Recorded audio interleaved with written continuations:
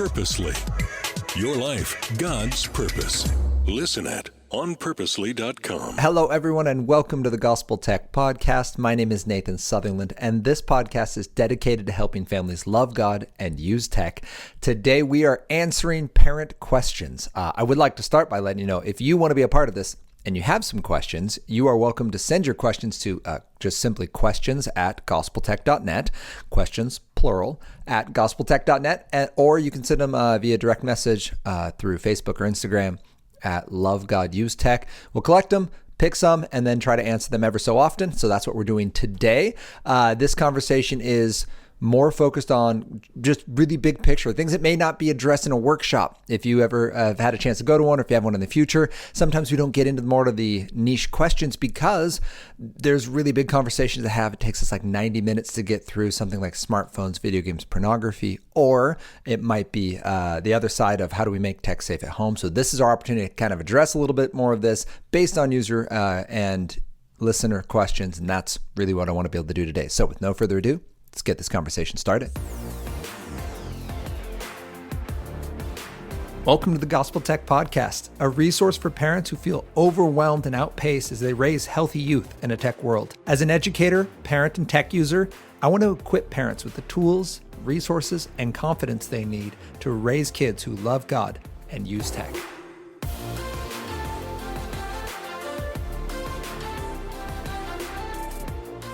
Thank you to everyone who's made this podcast possible. Thank you for listening, for liking, for subscribing so you don't miss any new content, and for rating and reviewing. That helps people find us, and it brings us more listeners that then can hear these resources and be encouraged in how they can raise their young people and how to love God and use tech. So thank you for doing that. All right, we got to jump right in today. We're answering parent questions. The first question is, what's the best protection app or plan or service to use to protect us from seeing what we don't want to see? This is from Michelle, mom of three. Love this question. It's a huge question though. If you had to just pick one app and your only thing you're asking me is how do I not see what I don't want to see online, I'm going to answer that as literally as I can and then add some context to that. So Canopy. If you go to canopy.us, canopy.us, it is a subscription program. It's not free, but it does a great job of monitoring images specifically. This is only going to work on devices where you can upload an app. By that, I mean, you cannot use this on a smart TV, but you can use it on an iPad. You can use this on a laptop. You can use this on a personal computer. You can use this on a smartphone. It real time uses AI to scan the images that are coming up and to block inappropriate images, which is great. So it's basically like that new cool iOS filter, but on everything. So that's super cool. Really like Canopy as an option, and it's a great safety net for just families in general with young people or grandparents who don't want to set up all of the frills of a full secure network because people are just coming over and visiting, but you want to make sure that your devices are safe as well. Canopy can be a great option. The bigger answer though is the best option, because that was also what's the best protection, and then it gave me the app plan service. So the best protection is building a hedge. You need to build a hedge around your family. I won't go into the whole thing right now because it's its own episode, but know that you need a hedge around your family, around your devices, around your network. So family means you need to have talked out things like what content is appropriate and how does your child know if it is or not?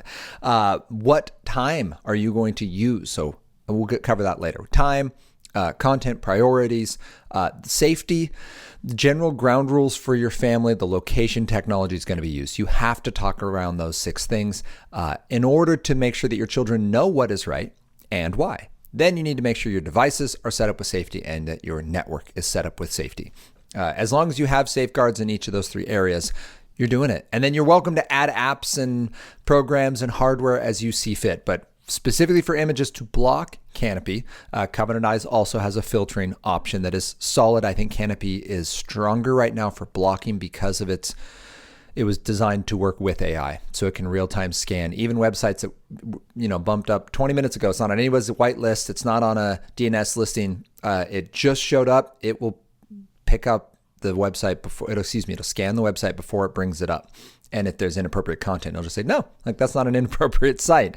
So I really appreciate that. And I think that's all. The second question is, what are some good activities I could have my 7-year-old do on his iPad that are engaging and keep within a healthy level of exposure? Katie, mom of one. Thank you for asking, Katie.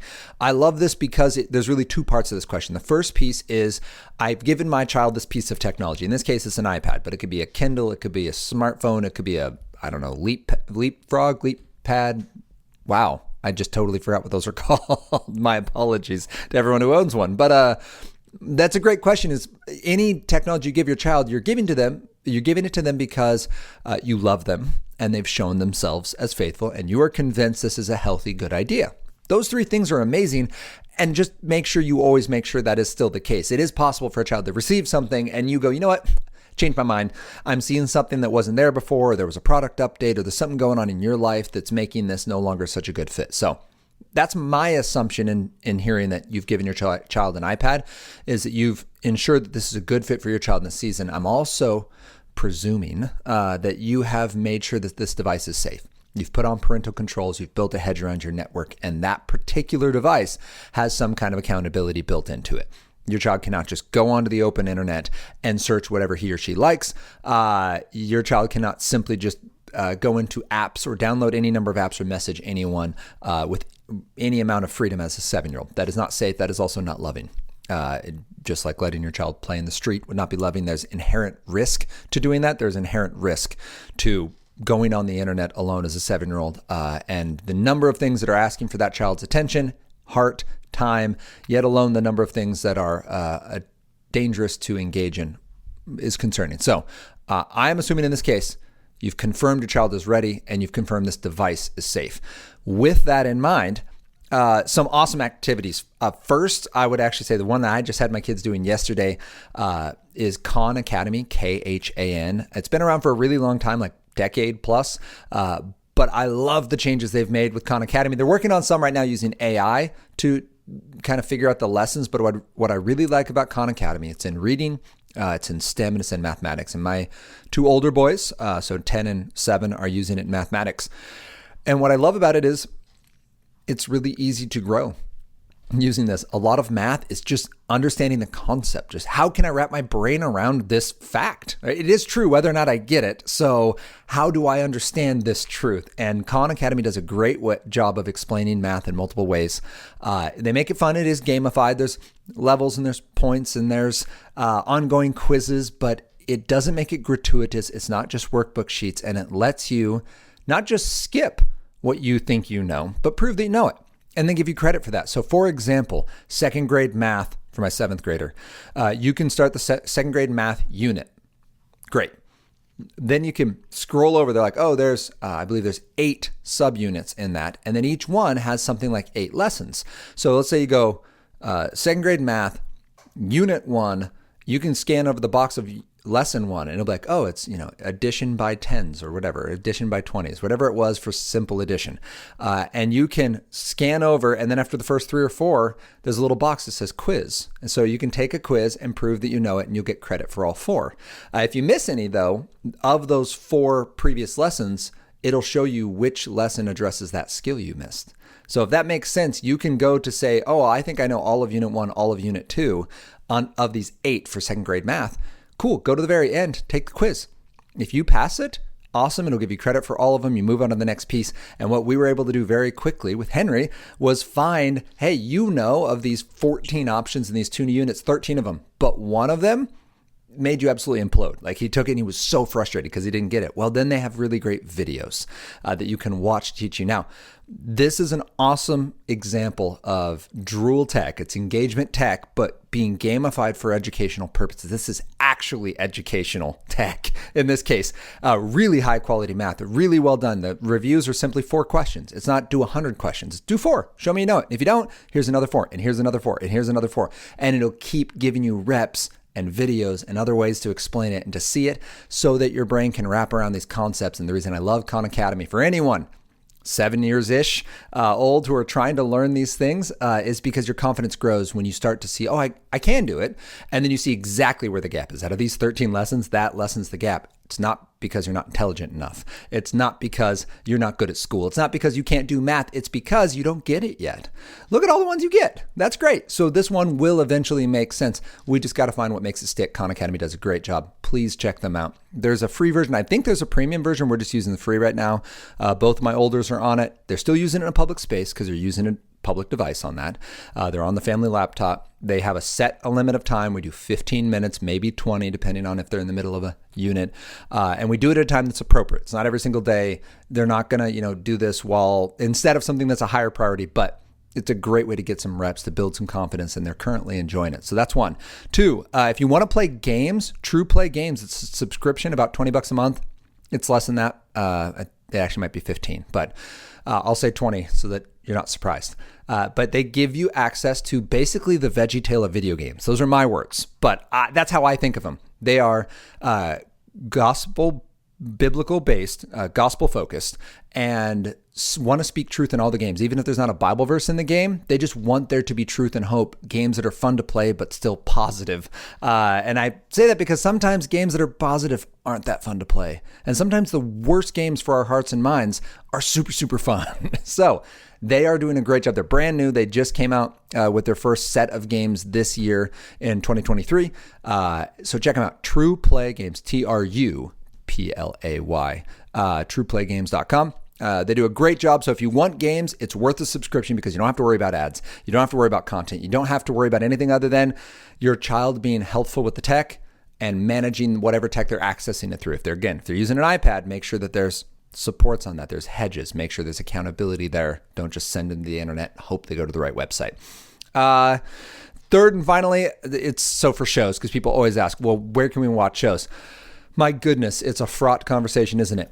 We use Amazon and we actually purchase every few months. We buy a season of something like Wild Kratts. So we own it. There's no ads. And we have like a hot link to it. So you can click it and it'll take you directly there. So you don't have to open up Amazon and see all the ads and the clickies and the live videos and whatever Halloween, ad is currently running right now. That's how we handle that. Some people aren't comfortable doing that, and I get it. You can watch things like Wild Kratts, Daniel Tiger for a 7-year-old, might be a little young on the Daniel Tiger end, through the PBS app. There's a subscription. It's trying to push you to the game zone. I don't love it. I've seen it a couple different times. I hope they make it better, but right now they're really pushing you to try to distract you basically from the thing you came there to do. Don't love that. So not awesome, PBS. I love your resources. YouTube is tricky, but if you use premium version or if you use like an ad blocker so you don't get crazy stuff popping up, you can go to, I'll include the link. There is I found it just today actually. It's called Daniel Tiger Live, I believe. Daniel Tiger Live. It's run by PBS. It's not pirated content. And they put up about 5 hours at a time where they just live stream Daniel Tiger, but they let you go back to any point in that 5-hour stream. So you can click on the beginning of some episode and then say, hey, we got a 20-minute timer. It's going to turn off in 20 minutes and watch it like a TV show. There's not ads in the middle of that. They just are running it. And I love that. I think that's a really cool option. Thank you, PBS, for that good. The YouTube version of PBS works better than their PBS app, in my opinion, for getting to the stuff you want.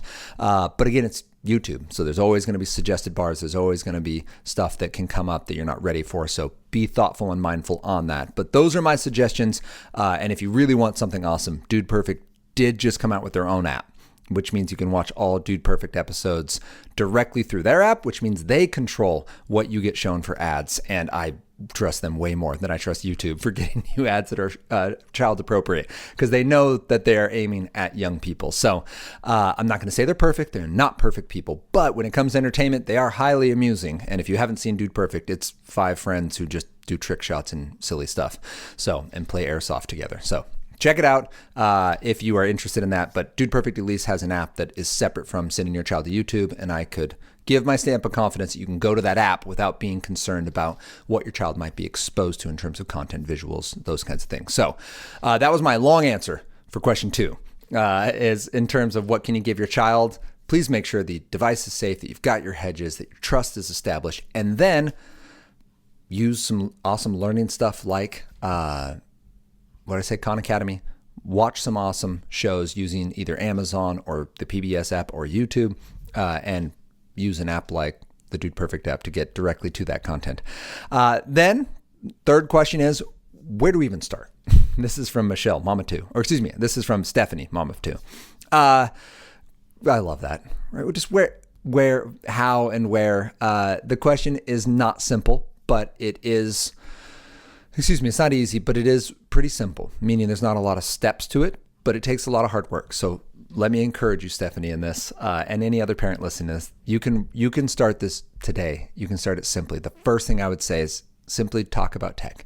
Know that there are two kinds of tech. There's tool tech and drool tech. There's tech that helps us create, tech that helps us consume. Just with those words, you have the ability to talk to anyone who's 5 or older about, hey, I know you want to watch that show right now, but we've already done it. And that was our consumption time. Let's do something that we create. So we watched a Daniel Tiger. Let's go make a project based on that. We watched a Wildcrats. Let's go on a walk and look for critters. We watched, right, whatever the show was, we just watched something fun and silly. That was great. And we laughed. Now we're going to do something else. And we have the words to address that. And as our children get older, to 7 and 10, my boys now understand this conversation. Hey, I understand you want to watch that show, and that's perfectly fine to ask me once. But when I've said no, now we're moving on. And if you feel like you have to pepper me with this, then that's not acceptable. And we're going to change the way this is happening, because clearly that thing has an unfair grip on you. And we're going to take a step back and see what it takes for us to be healthy. So that's the first thing I would say is when you're talking to your children about, or when you're wondering where you can start with conversation. There's two kinds of tech, tool and drool. Tool tech helps us create. Drool tech helps us consume, and we are going to focus our efforts accordingly. So I said no when my kids asked me, hey, can we play a video game right now, Dad? No. Can I do Khan Academy?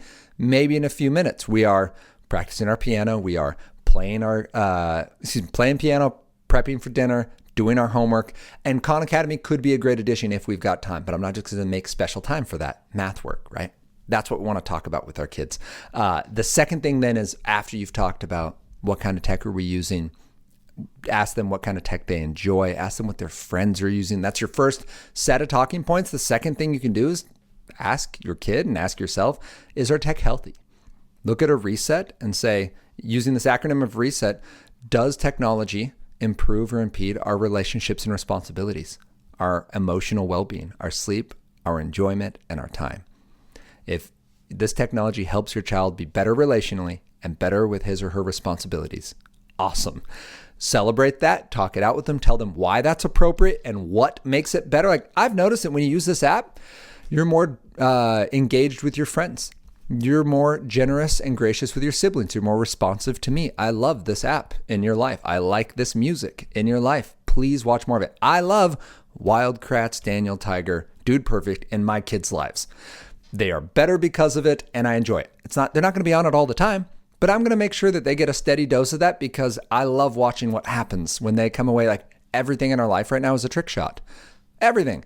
Throwing frisbee, trick shot. Throwing pine cones, trick shot. Stacking rocks, trick shot. Like, it doesn't even make sense sometimes, but they try it and it's fun. So that's a net gain. Relationships improve, responsibilities, if those improve, then you're good. How about your emotions? Do you need this thing to be okay? Or are you using it because you already were okay? By that, I mean, are you going in, let's say, playing this game because you have friends and you like life and you just want to have fun with them? Cool. But do you need this thing to have friends and have fun? I messed up the words there, so let me say it again. Do you need this to have friends and have fun? If those friends don't exist in the real world, there's a really good chance they don't transfer to the real world. Real world friends going to video games, awesome. Being on video games to make friends is rough, because now the only thing you really have in common is the video game. It can happen. It is a low success environment. I know full-grown adults who have done it. I know young people who have done it to mixed results. I know more young people who have gone to video games and found out those people were only there for the games than who have been able to transfer that friend to a real life situation and grow it together beyond the video game. So that's the emotional piece. Sleep, no drool tech in the room. Sleep, and no one needs a $1,000 alarm clock. Please don't use your smartphone for your alarm clock. Buy a $30 one. We use the Linux Flip alarm for our alarm, and Owen just got one for his 10th birthday because he really wanted an alarm, because planning, have to know what time it is. Also, Henry told him the wrong time when he woke up on his birthday. We said you had to get up after 7. Henry definitely got him up at 5:30. And when asked later, why did you get up at 5:30 when it was 7? He said, but it felt like 7. And I was like, okay. All right. So alarm clocks can be great, even for young'uns, but neither here nor there. Sleep is going to be impacted if you have drool tech in your room. Then enjoyment, does everything else wilt because this thing is present? And time, can you be content with the amount of time you get? That's the asking me multiple times. I'm going to let you have this tech, but please don't ask me 10 times. Like, I will say yes. And if you ask me a ton, then we're showing a lack of contentment. Reset is off, and we're going to get some space until real life can feel exciting enough that you can use this thing from an okay place. So that's the second thing you talk about. So Stephanie, when you're asking me, what can I talk to my two kids about without going to a workshop, without listening to any more of this podcast, those are the two. Talk about the two kinds of tech. Talk about your reset. We can go into hedges and we can go into some more nuance on the sides, but I would say those two. That works for any age group. It allows them to give you feedback and allows you a firm foundation to begin talking about technology in a loving and hope-focused way. You're not just pushing your kids away from tech. You're not just avoiding the bad things in the world. You're simply saying, we're only going to embrace the good things. We're going to point you towards your hope in Christ and give you everything that helps you do that. I do want to emphasize, in kind of finishing the set of questions, whenever we use technology with our kids, whenever we offer technology to our children or they ask us for it, we want to make sure we know that this tech is safe. The safest tech in the world. It's not the only tech we use, but the safest tech, the ultimate example of safe technology is going to be tool tech. It's going to not have any apps. It's not going to have any web browser, and it's going to have some kind of accountability baked into it. So great example of this on the smartphone side is the Gabb phone. The Gabb phone does an awesome job. It's a great starter phone because there's no apps. There's no internet. There's no way to send or receive images, but you can still take pictures and remember that moment happened. I love that. It also builds responsibility and trust. It allows communication and enough freedom out there to make your decisions and to be a part of this digital world without having complete unfettered access to the World Wide Webs. So I do love that. That would be my first piece, is make sure it's safe. The second is make sure it's a good fit for your kiddo and this season that they've shown the trust. And third is that it's a good fit for your family. There's absolutely technology that's safe enough that would be fine for your child, but doesn't fit your family, or would fit your family and you're like, yeah, it's all right. Like, it passes Philippians 4:8. But when it engages your kid, the Galatians 5:22, it doesn't produce love, joy, peace, patience, kindness, goodness, faithfulness, gentleness, or self-control. And I would just, if you just had to pick two out of that, if you just did self-control and peace, give your child all the technology that increases their peace, decreases anxiety, phenomenal. Please give them that technology. And not only does it increase their peace, but increases their self-control. They're more content, right? They're more at peace because of this. That's cool. So I want that stuff. Again, if you have questions and you would like to be a part of one of these in the future, want your question answered, you can go to, send us an email at questions to, let me say it again. If you want your questions answered, send your questions to questions@gospeltech.net or direct message at LoveGodUseTech on Instagram or Facebook.